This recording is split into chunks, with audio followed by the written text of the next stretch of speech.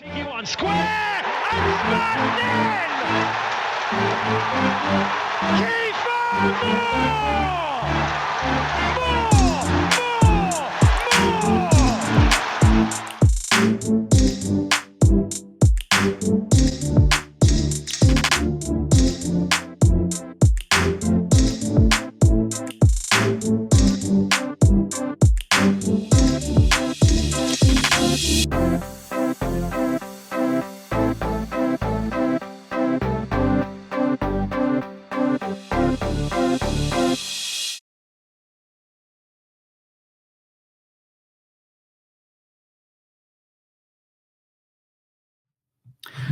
Hello, Cherries fans. Welcome back to another match preview here on the Cherries Red Army YouTube channel. Today I'm going to be previewing the Brighton game midweek on Tuesday under the lights, our delayed match week 7 fixture that would have previously taken place on the weekend of the September 10th or 11th. But now we're already in spring. It's the beginning of April, and we're finally replaying this fixture. It's been so long, in fact, that we have already played Brighton this season, as you may or may not remember. We already, unfortunately, suffered a 1-0 defeat to Brighton with a late Karumi Toma header in the 87th minute in that fixture, a game that Bournemouth maybe deserved to get a point from. Debatable one on that one. It was, unfortunately, another late goal conceded in a season of late goals conceded, unfortunately, for Bournemouth, which meant that we returned home with nothing from that fixture. But what of the upcoming game? Let's not dwell too much on that one, because right now, Bournemouth are in decent form, but Brighton are heading for Europe. So it's going to be a difficult one for us regardless. Now, Brighton's most recent game, they suffered, they were only able to get a draw, having to come back 3 times from going down 3 times in the game against Brentford. At home, 2-2 at halftime, 3-3 at full time. As for their lineup, well, they play in a pretty typical De Zerbi 4-2-3-1. Their threats are mostly from midfield. Not that you can ignore Danny Welbeck. He did indeed score against Brentford. And you do have Evan Ferguson, who I believe is a bit 50-50 as to whether he'll play in midweek. But you're looking at Karumi Toma on 7 goals. Alexis McAllister on 8 goals, though 5 of them are from penalty kicks. You've got Solly Marsh on 7 goals. Pascal Gross on 6 goals. Caicedo, not the goal scorer, but is the perfect balance to the playmaker of Pascal Gross. Combative, ball winner, strong, very capable on the ball. It's going to be a tough game. This is a very organised, well-balanced side that Bournemouth, I expect to struggle against. Brighton have, and De Zerbi, as we know from his Sassuolo days, has a way of wanting to pull in the opposition press, make sure that you look like you're struggling, make sure you look like you're running out of room at the back, and then just pass around you and create counterattacks from your own possession. And given that Bournemouth's press has been ineffectual, shall we say, particularly in the first half against Fulham and basically all match against Villa, and even when we were able to successfully press against teams like Man City, we were counter-pressed to the point we couldn't really make anything out of it. So bear in mind as well that obviously, we tried a similar thing against Brighton. There was a video that went maybe even semi-viral against Brighton where they did exactly what I talked about. They pulled us on, passed around us, and created not even a 1v1. It was a last-second slide in from Neto outside of his area to prevent a tap-in from their counter-attack. It's very impressive what they do when they do it well, and it's very difficult to deal with if you are going to press high. Given, however, that Brighton have the 3rd highest possession in the league at the moment and Bournemouth have the lowest, I'm pretty sure you know that we will expect to be not having a lot of the ball and trying to do the most of what we can to suit our own counter-attacking strengths.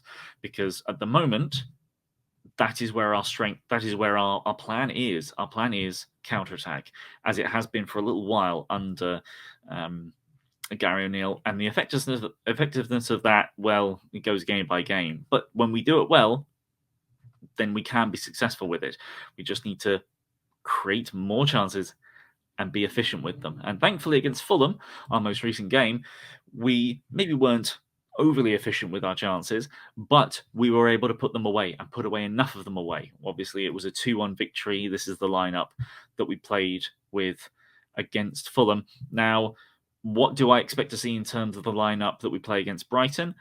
Basically exactly the same. Certainly, I can't see the defence changing, and I can't see the front two changing. The only thing I could imagine being different is going to be Jadon Anthony, who I do feel a little bit sorry for because, unfortunately, without Jordan Zamora behind him, he is not as effective. They both make each other better.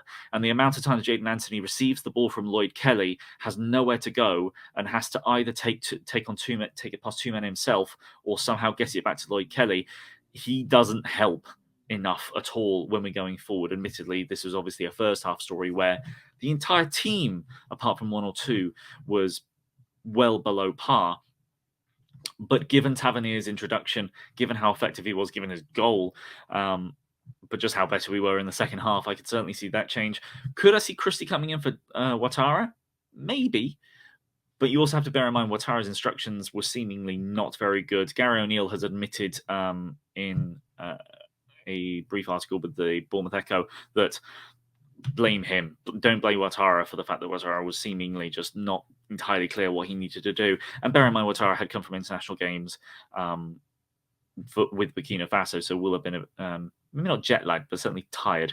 So, there's a few things to think about there.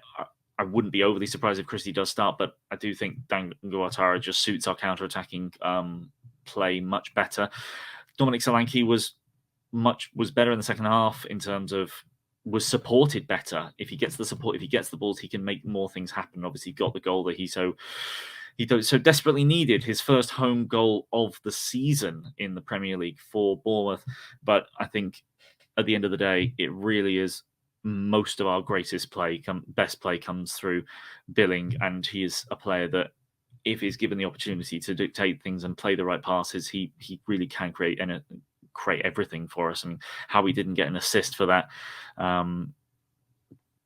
ball across to Solanke when he was basically on the goal line and managed to somehow nutmeg himself for that chance, I'm really not quite sure. But that's a look at what I think will be the Bournemouth lineup. I think the Brighton one, as I brought up before, will basically be exactly the same. You might see Evan Ferguson come in for Welbeck, but given Welbeck scored, I don't necessarily see that to happen. And Levi Colwill has been deputising for Adam Webster, who's now fit, but if your player is doing well and he's not injured, then I don't see necessarily, particularly in centre-back, for their reason to be much reason to change. So both teams should be probably 10 out of 11 at least of what it was in their previous game.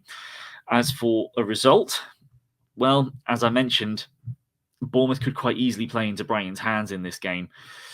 It depends on how deep Bournemouth want to sit, depends on how much Bournemouth want to press in this match, because if we really go at them, if we try and press them high, we could get picked off time and time and time again. So it's going to be quite the risky game if we do decide to do that. As I mentioned, Brighton have a lot of possession in their matches, third most in the league. Bournemouth have the lowest. So you know how much ball Brighton are going to have, and you know how difficult it's going to be for Bournemouth to get it off them and then create chances. But that's what we've got to do.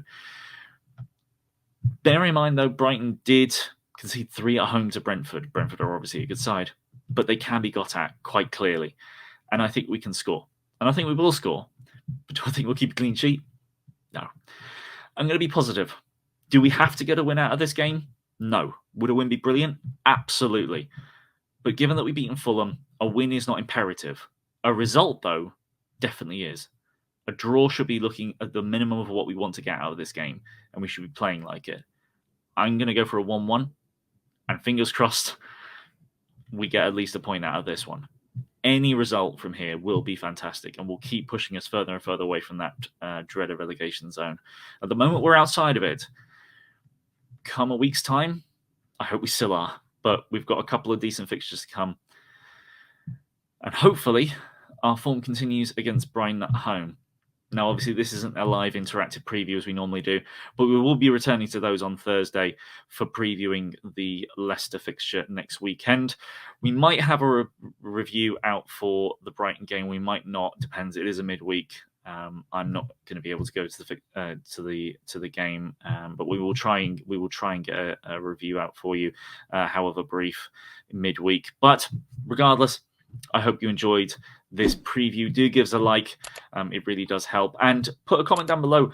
What is your prediction going to be? We couldn't do it live, so we can't find out from you here and now. But do put your prediction below in the comments. And do you agree with my starting lineup? How do you think the game's going to go? Please let us know.